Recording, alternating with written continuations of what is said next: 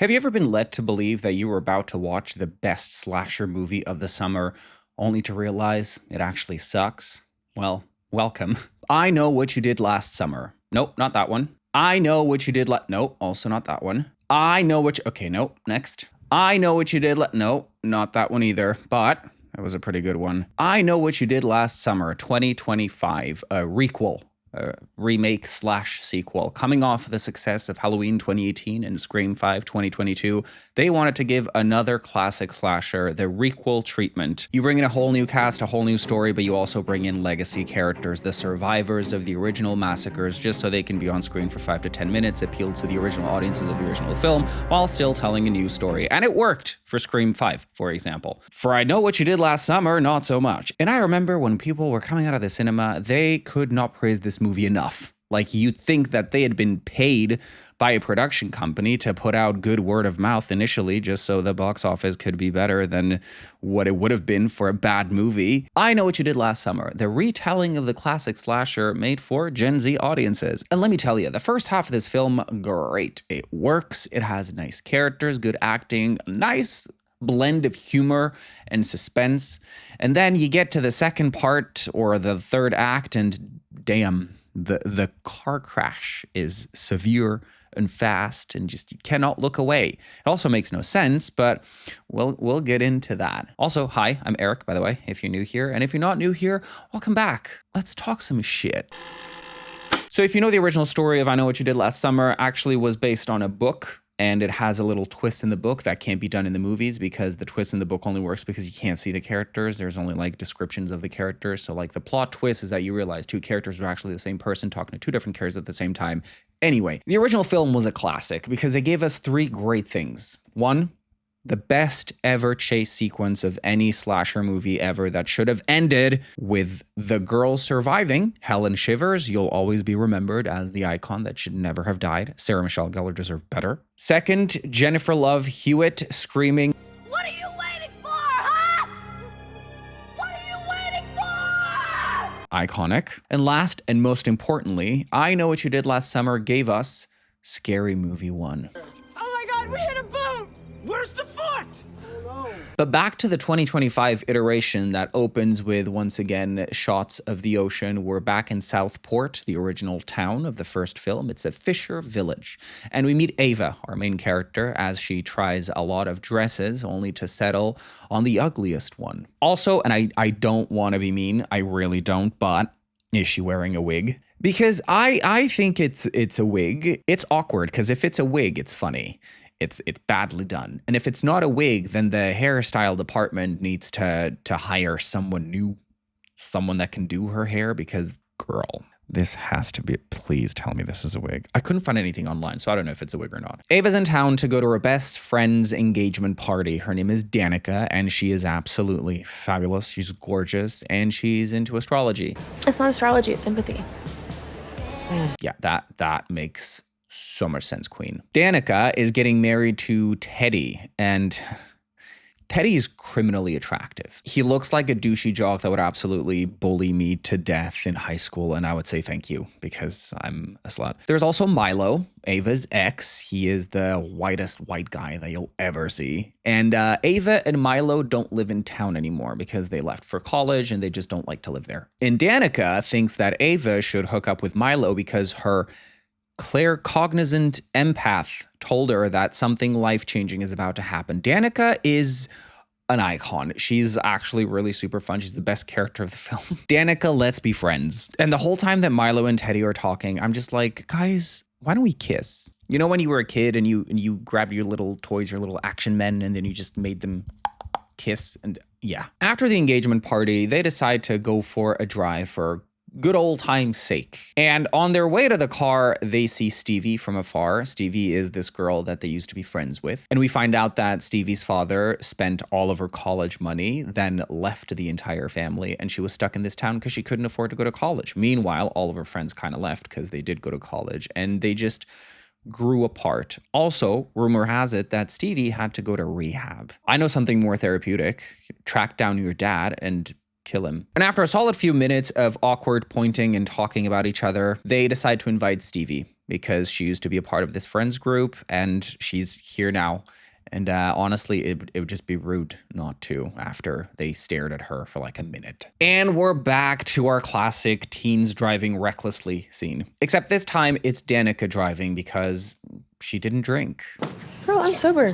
Alcohol floats. I know that's right. Now here's where the movie starts pissing me off a little bit, and I don't piss me off. Because in the original film, they run over a guy and then they dump his body in the ocean. So like the original, they were bad kids. Like they did something objectively bad. And even though the movie later tries to like retcon their bad actions by framing it as the guy you ran over was actually a killer who had just killed someone. So he was bad and he did deserve to die. So like you did kill someone, but you're also not bad people. So like we can root for you towards the end. In this movie, there's no real moral conundrum because the accident, as it turns out, they park their car and then Teddy decides to be a clown and stands in the middle of the road. And there's a car that almost runs him over, but swerves just in time. And the car that almost runs him over, we see the car like for 10 seconds driving in a straight line towards him. They can see the car because there's lights. They can hear the car. But then suddenly another car materializes out of nowhere, swerves far too much to avoid hitting Teddy, and hits the side rails of the road. And they try and save the person that's inside because the car is like teetering on the edge, about to fall down a really tall cliff. And before they can save the person inside the car actually tumbles down and you know, falls down the cliff. But not before the driver of the car reaches out and grabs Teddy's jacket. Ooh, that's evidence. That's evidence. And we get the typical some want to help, some want to go home. And at first, Ava and Stevie are like, we need to go down and help them.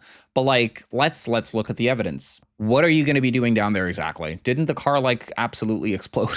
Everyone else is like, let's just call the police and leave because we don't want to go to jail. And this was, you know, a stupid accident. And honestly, I not to victim blame, but I am going to victim blame. What was the driver thinking?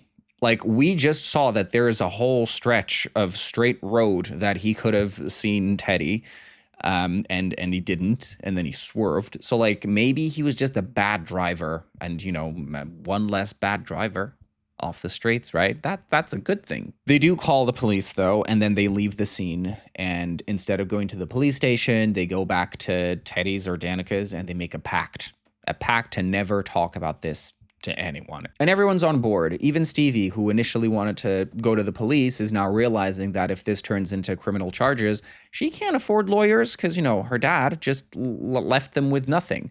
So the only person here that's like despondently agreeing to the pact is Ava. She is our sensible queen. She's our Julie James of this generation. I don't know if this makes me a bad person, but if I'd been in that friend group, I would have left too. I would have called the police and I would have just ignored everything else because they again, and not to victim blame, but the car did kind of fail to see a person in the middle of the road. But anyway, we cut to 1 year later because this is I Know What You Did Last Summer, not last night, not last week, not even last month, last summer. So it's 1 year later. Ava lands back in town for Danica's engagement party. Yep, you heard that right. She had an engagement party a year ago. Then Teddy went off the rails, developed a good old case of alcoholism, and she found another really hot, rich guy to get engaged to. It's tough seeing other people live out your dreams, you know? It hurts. But Ava lands and immediately hooks up with a girl in the airport's bathrooms. I love bisexuality, love bisexual representation. I just wish that they would make this a little bit more believable because I want you to point me to two women-loving women who kiss like this. Where's the passion? Where's the commitment? Milo picks up Ava from the airport and gives her a hookup a ride. Her name is Tyler, and she is a true crime podcaster. And she's in town to do an episode on the 97 Southport Massacre, which I'll remind you is I Know What You Did Last Summer, released in 1997, starring Freddie Prinze Jr., Sarah Michelle Gellar, Ryan Phillip, and Jennifer Love Huge Tits. They'd probably cast some dingbat like Jennifer Love Huge Tits to play me. And let me tell you about this house, this party. Someone here has money. And I'm not talking about influencer money or crypto money. I'm talking about generational wealth, old money. I want some. I do. I want some. Someone send me money. If there's any millionaires out there watching this video right now and you want to help someone, if you want to spread the wealth, redistribute what is rightfully other people's, then look no further. Hi, my name is Eric, and if you'd like to sponsor me, just drop me a DM and I'll send you my bank details. Thank you. Danica opens an envelope and sees a threatening note that says, "I know what you did last summer," which is kind of awkward because, a lot of people are like, "Danica, why do you look so terrified?" And she's like, "No, it's nothing. Let's just keep partying. Guys, can I talk to you for a second?" And she gathers the gang that was there that night. Danica immediately assumes it was Teddy because Teddy is the only person aside from this gang of 4 people that knows what happened. But, and I should have mentioned this before, sorry. Teddy's dad, his name is Grant Spencer, and he's like a big deal in this town, right? He's like a property developer, big mogul guy who has like the police in his back pocket. So much so that a year before, remember when the jacket of Teddy went down with a car and there was evidence there? Teddy's dad covered the whole thing up. He was like, "I'm gonna take care of my child." So like in the original movie, if they were like afraid that someone would find out what they did, in this movie, they literally have the police on their side. So there's no stakes, really. But we also find out that the person who died in that car, his name was Sam Cooper, and he had no family. It can't be anyone that knew Sam Cooper because he had no one. So the gang, minus Danica, go to visit Teddy in his boat. He's got a yacht. God, these people live so well. I hate it. Teddy, however, vehemently denies having written the note and says that Danica's received it, so it's Danica's problem. Get out of my boat. He's a bit of a douchebag, so why am I even more attracted to him now that he looks like a mess? Later that night, Danica is on edge, and Wyatt reassures her. Remember what Dr. Emma said? Trust my actions and words. You are safe. Where is the alcoholic who looks like he's about to f you into the middle of next week? When you need him. So while Danica takes a relaxing bath upstairs while listening to White Girl Meditation Tuesday, her fiance is attacked by a mysterious figure dressed as a fisherman or a fisherwoman. We don't know the gender of the killer, so let's Fisher they? I'm gonna call them Fisher they. It's a very cool scene, even though the marketing team completely spoiled it in their trailers and teasers and whatever, but it's a good scene. Also, something about this shot feels very erotic to me. It's like they knew what I'd want to see. You can take whatever you want. Take the code to my crypto wallet. Oh, so it's not old money, it is crypto. Okay, well, you know what? Now I don't care if he dies or not. Sorry. Cut to Danica emerging from her bath, rejuvenated and re-energized, only to find the desecrated corpse of her hot fiancé on a stick, like chicken skewers or a kebab, and a message written in blood on the wall that says, "You can't erase the past." Poor Danica feels guilty because she was in the house and she didn't hear him, and then she asks Ava if this makes her a hot widow. I don't think it does, but honestly, this is the Gen Z humor that I needed to see. It's like you're in a very dangerous situation and you can't help but make stupid jokes about it. Because, what else are you going to do, right? Cry about it? You got to cry about it? Ava accompanies Danica home, and once again, Danica is the comedy queen of the movie. She's just spitting out jokes. She's like, "Do you know that meme that's like, if someone you love dies, do you still do your skincare routine?" The answer is yes. This is comedy. I love it. I love it. She also has a bald spot. She's developed stress-related alopecia. Poor Danica, but she hasn't allowed that to kill her sense of humor. And then Danica and Ava share a really nice, tender moment. Like, they're just besties and they apologize to each other. Ava apologizes for not having been there the past year. Danica apologizes for forcing Ava to lie about a horrible thing they did, and they just hug each other. And these are our final girlies. They are soulmates. The day after, the gang gathers to talk about what this murder could have meant. Why would they leave a message saying you can't erase the past? Danica is going through it and she needs a drink.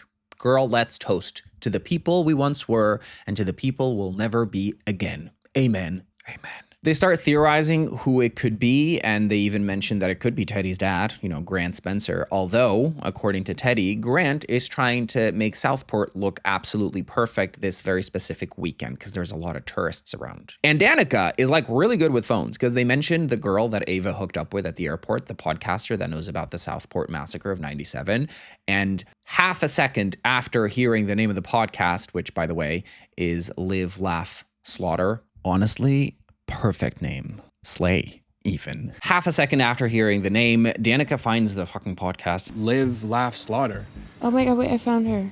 and plays a preview of the upcoming episode on the Southport Massacre. And that's when we get some backstory on what has happened since 97, guys. What has happened in the past 2 decades? Property developer Grant Spencer, Teddy's papa, saw an opportunity to turn this haunted fishing town into the Hamptons of the South. So he scrubbed all of that nasty information off the internet so people would forget and could gentrify this town. I hate gentrification. You rich love to invade quaint little peaceful towns and wreak havoc. This place is so beautiful, it makes me want to die. And girl, you just might.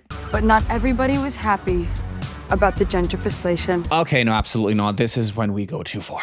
Gentrification, I think we need to take a moment, log off a TikTok, and go touch some grass outside. Ava meets up with Tyler and they go to Bayside House, which, if you'll remember, is where Helen Shivers was attacked. And then, ultimately she got killed outside. But this was like the main site. She also reveals that Julie James was one of 2 survivors and she now teaches at a college. Okay, Julie James, college professor.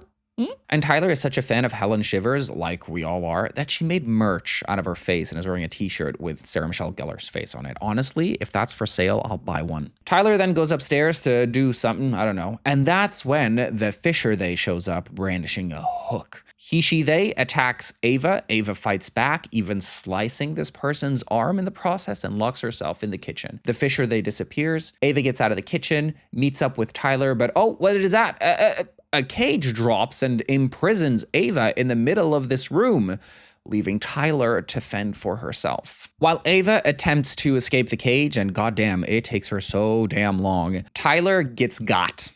Yeah, but before she dies, she sees the identity of the killer and she goes, "Ew." And then she gets hung up outside like a dead pig. R.I.P. podcaster. But also, if she said "you" knowingly, almost like she knew the identity of the killer, who could it be, I wonder? Ava eventually escapes after Stevie meets up with her, and the police get there and they already start downplaying the nature of this murder. In fact, they're going to say that the podcaster offed herself instead of getting brutally got. Desperate for information and help, Ava tracks down Julie James at the college that she teaches. And let's just say that Julie James is different. No, it's not because she's gotten older. She's just mean.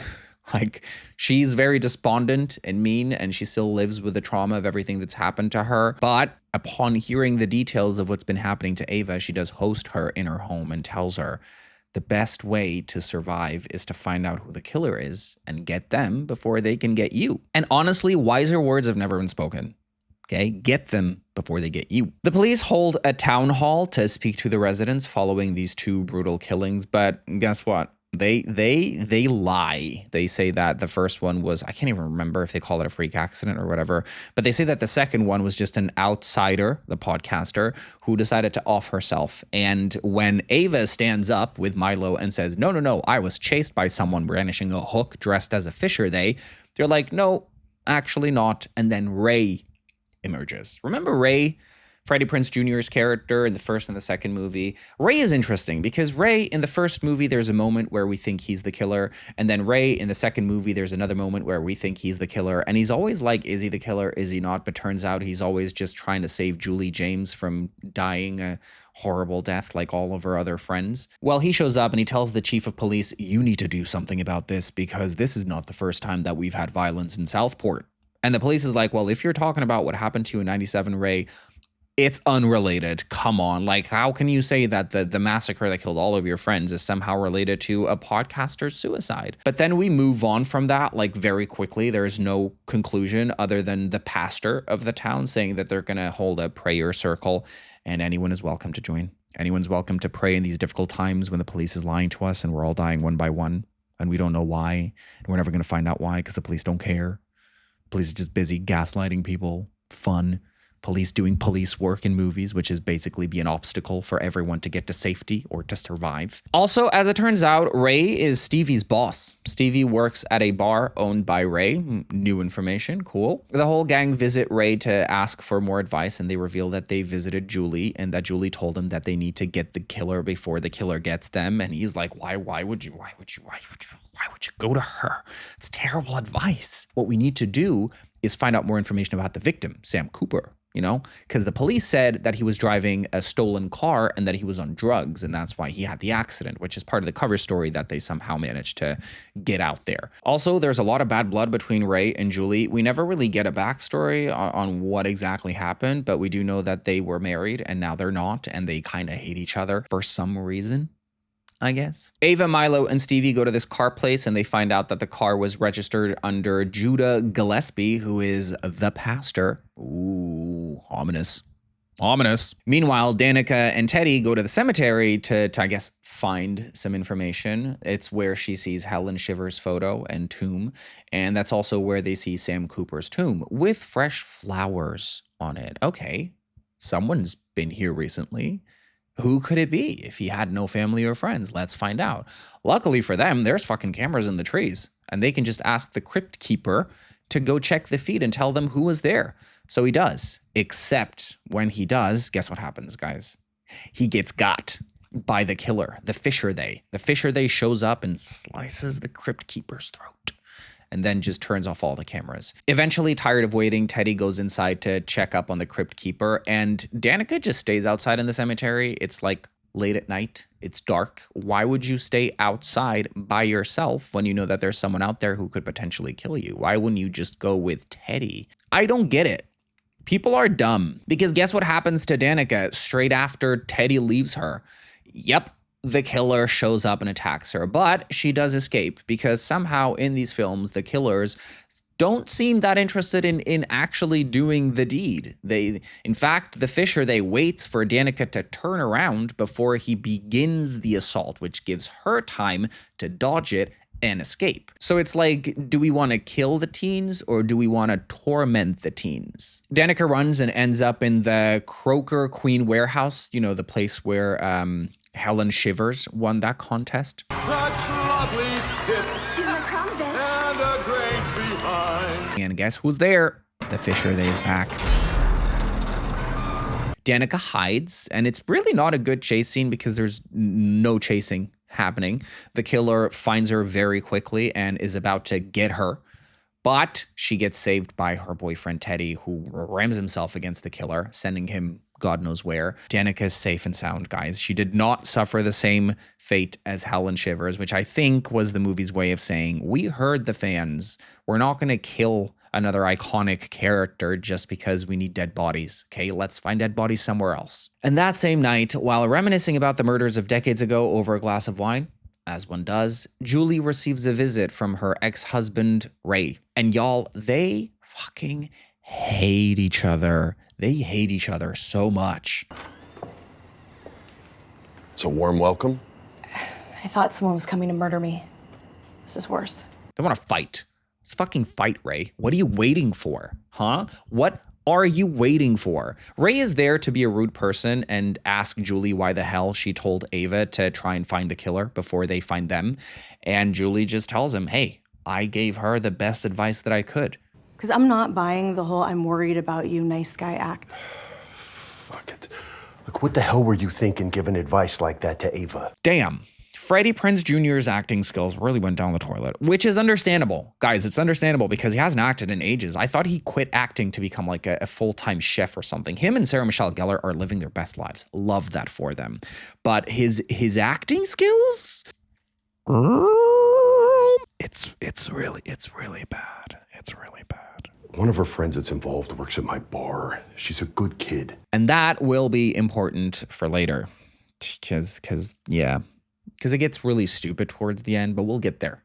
We'll get there. The gang reunites again, and Danica is on Xanax. She is in absolute mood because her fiance just got brutally murdered a few days ago. She just got brutally attacked and nearly killed, and here she is in the bed, super tee-hee-hee-hing happy because she arranged the guest bedroom to host Milo and Ava so they can hook up. And then she also ends up sleeping with Teddy. Sleeping, not doing things, okay? There's no hanky-panky happening.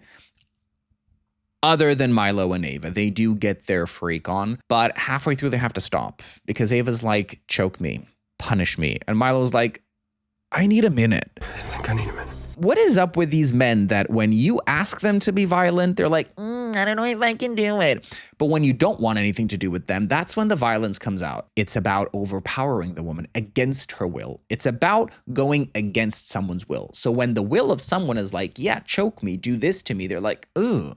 That's weird. Like, why would you ask me to choke you? So he ventures outside to collect his thoughts, and he gives himself a pep talk in a car, as one does. But on his way back inside to give Ava the pounding that she so desperately wants, guess what happens? He gets got.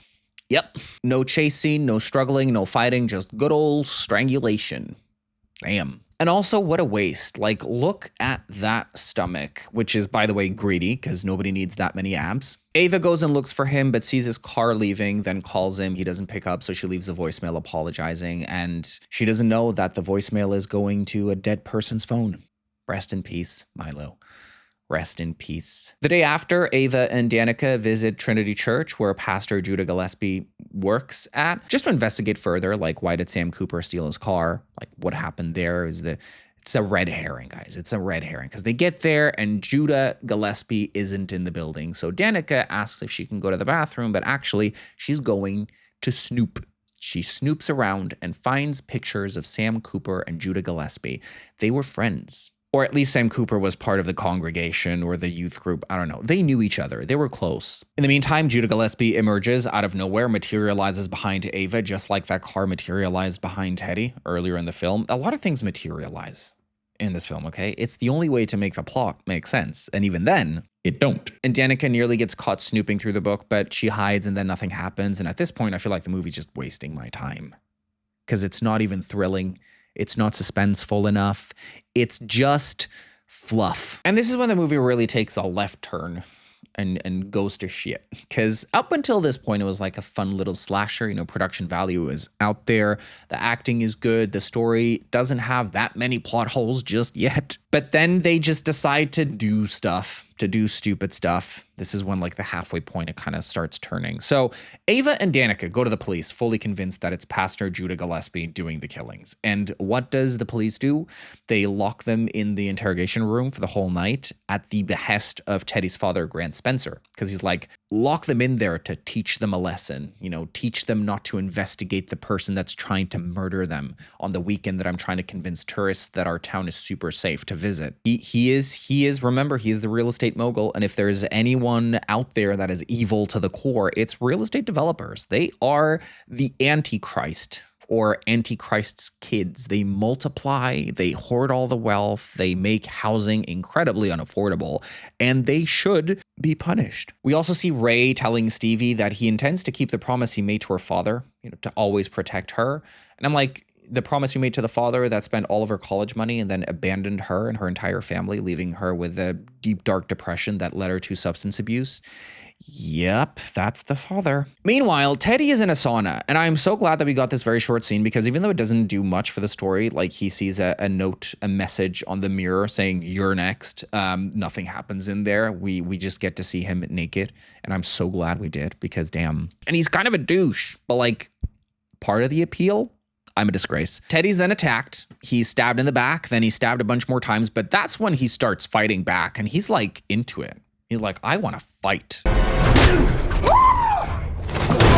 Yes. He gets poked more times than a chicken skewer, but he knocks the fisher they on their ass, and then he spits on them, and then immediately cuts to him crawling outside, bleeding, because he's been stabbed a few times, screaming for help. And I'm like, you were just standing over the killer's body. You knocked them out. You could have like stomped on their head, right? You could have grabbed the hook and stabbed them instead. You could have taken off the mask and, see who the killer is. But instead, we just left them there and we just headed outside. Stupid. It smells of stupid. And then guess what happens? He gets got. Oh yeah, Fisher Thay's back. He gets stabbed a bunch more times. Then someone rings the doorbell. Grant Spencer, the father, goes to check who it is, and he sees his son bleeding on the floor, and he's like, oh my God, no, son. And immediately after the son dies in his arms, which is traumatic, I'm sure. Guess what happens? He gets got. Oh yeah, Fisher Thay is behind him and hook up his jaw and just it's fun, beautiful stuff. Beautiful. This is like the one time that I'm like, yes, butcher him. He's a real estate developer. He deserves it. There's also a really stupid scene, which I know it was fan service and I get it, but like, no. Danica has a dream. She somehow falls asleep at the police station and she dreams of Helen Shivers. They brought Sarah Michelle Gellar back for a cameo, for a dream sequence. It was the reports that she was on set at the time. And though I love to see her on screen, I wish they had just retconned her death. Who cares if we saw her dead corpse at the end of I Know What You Did Last Summer, 1997? Retcon that shit. Re-release the original film minus that tiny little sequence, and then it's totally believable that she could have survived. She could have just ended up in the hospital and I don't know, maybe her family was super rich and faked her death so she could recover in peace since the killer was still out there. They could have retconned her death, brought her back, and people would have been super happy. But instead, they bring her back for a fucking dream sequence. But, it did give us this beautiful, beautiful shot. I mean, come on. Iconic. And then they ruined the whole dream sequence with this horrible CGI. Homophobic even. Ew! Why would you do this to her face? Fucking nasty. Danica wakes up and the police are like, yep, you're free to go because there's a commotion outside. Guess what, guys? Guess what? Teddy and his father, Grant Spencer, they've been hung up by their feet outside for the entire town to see that they've actually been brutally murdered.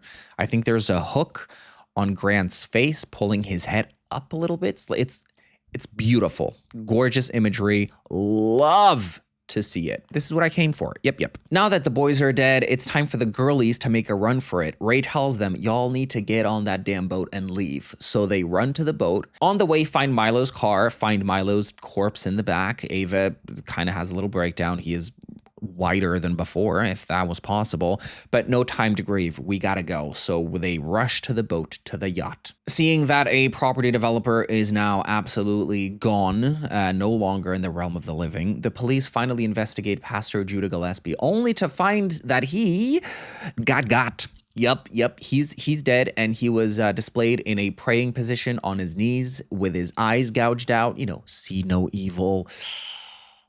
I wonder what that means. And then the police find a picture of this youth group, and there's someone with Sam Cooper right next to him, like arm around Sam. Guess who it is, guys? Guess who it is?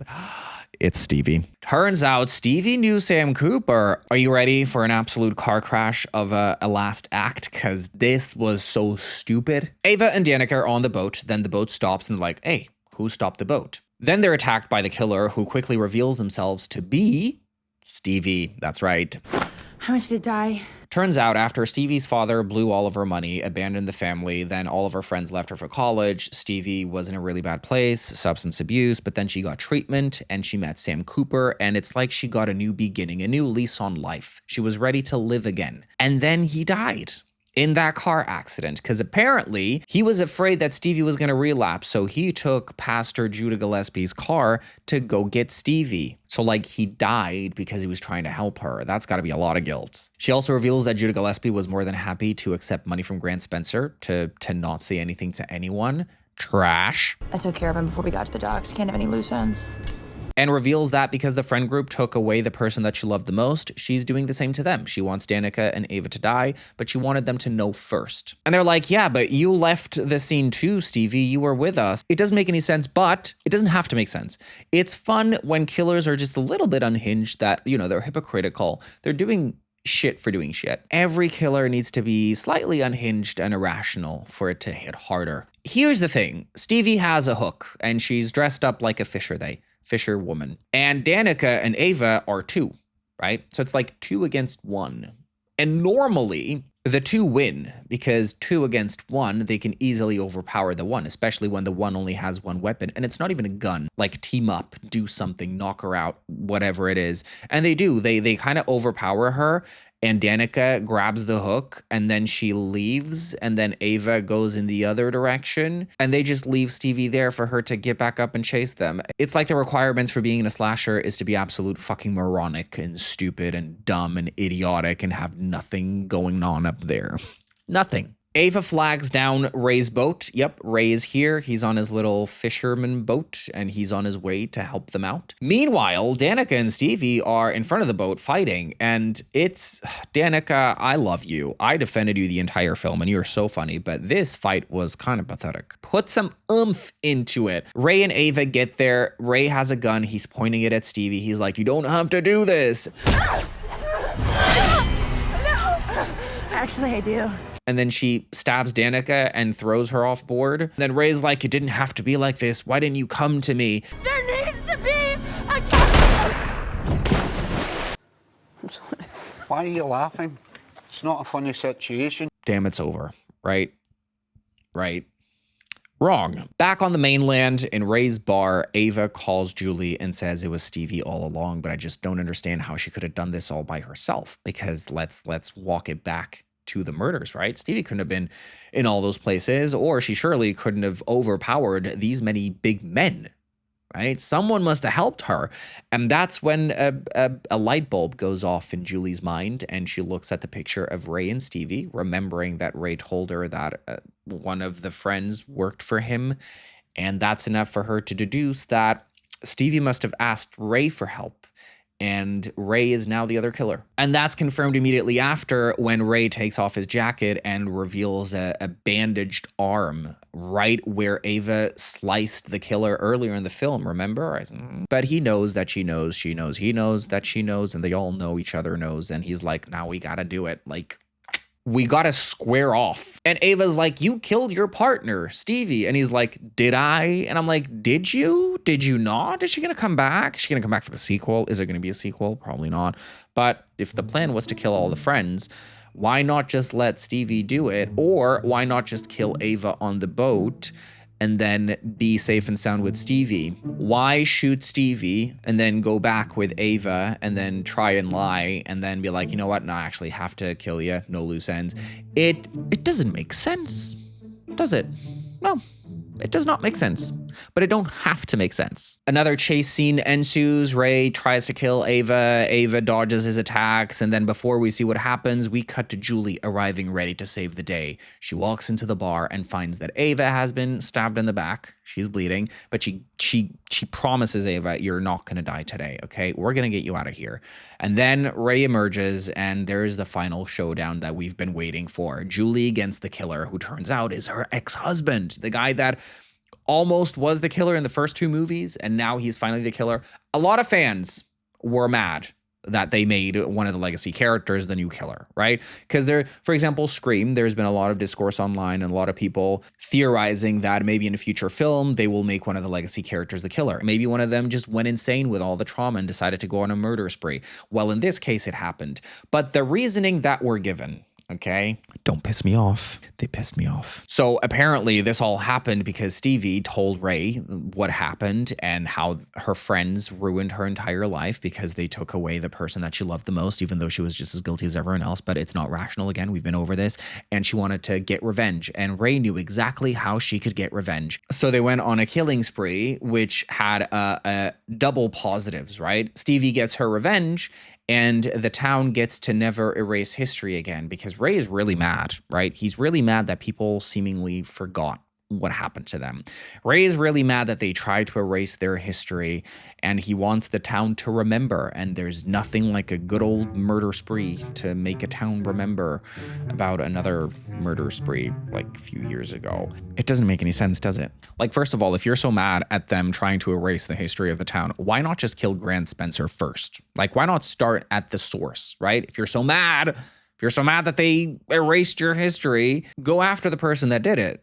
But instead, you go after a bunch of her friends, a bunch of teenagers, like you, of all people. have the fucking nerve? Like, by your logic, you should off yourself right now because you also ruined someone's life years ago, right? Julie also wanted to go to the police and you all convinced her not to. So like, what? Are you, But again, it doesn't have to be rational. It doesn't. I like that they made him the killer. I think it's iconic. I just wish that he had taken some acting classes before filming this. I really do. No offense, Freddie. But then it's like the most anticlimactic thing where he's like, you know what? Now that you're here, you're like the perfect scapegoat because now I'm going to pin it all on you. But like, she's already called the police. She's already told the police that it's you. So like, it's not going to work, Ray.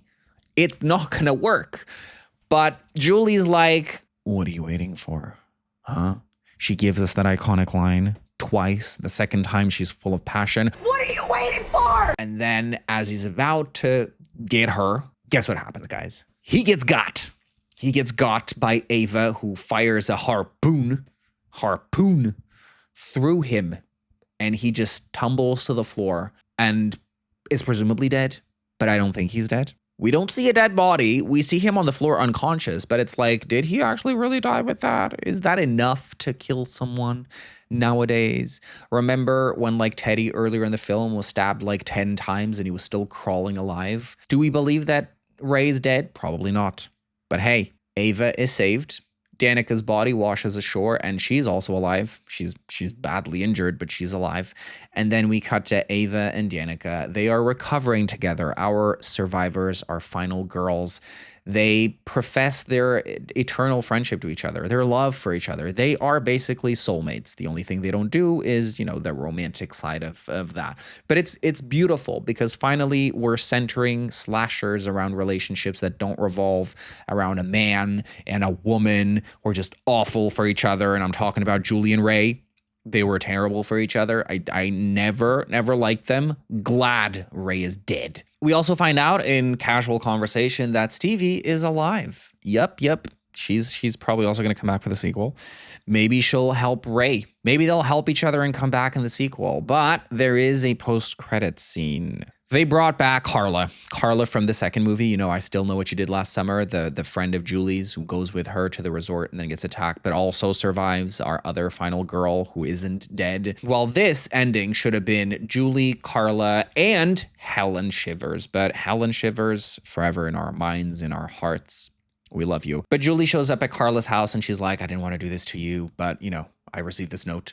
And she shows her a note that says, it isn't over, and a picture of Carla and Julie with Carla's face with a big X on it.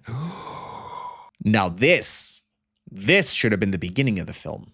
You know, the beginning of this film should have scrapped the idea of like a new crew and recreating the murders with a very thin-veiled attempt at doing a callback to the original, even though like, what, girl? It didn't work. It didn't work. But Carla's ready. She's like, who are we fucking up next? And Julie's like, I was hoping you'd say that. And the movie ends. Finally, like no more post-credit scenes. And we're left wondering, what? Is this what people were calling the best slasher of the year? Is this what people were saying Scream 5 should have been as a legacy sequel or requel or whatever? Who was tweeting so many good things about this film? Who paid these people to put out false reviews because this movie is objectively bad? Like, there's some cool sequences for sure, and there's some really nice kills, but everything around that is just bad and it's garbage. And honestly, even the kill scenes, like there was a couple of them that were good, but like a lot of them were just short. There was no real chasing. There was no real, like, you know, thrill edge of your seat kind of scene. It was just a waste of money. Not a waste of my money because I didn't go see this in cinema. Huh? I'm smart. And that's how I got gaslit into thinking that a movie was going to be great, only to realize that it actually really sucks. And that's it for the day, guys. Thank you so much for tuning in. If you like this video, make sure to leave a like down below. Subscribe to my channel if you haven't already. That'd be rude not to.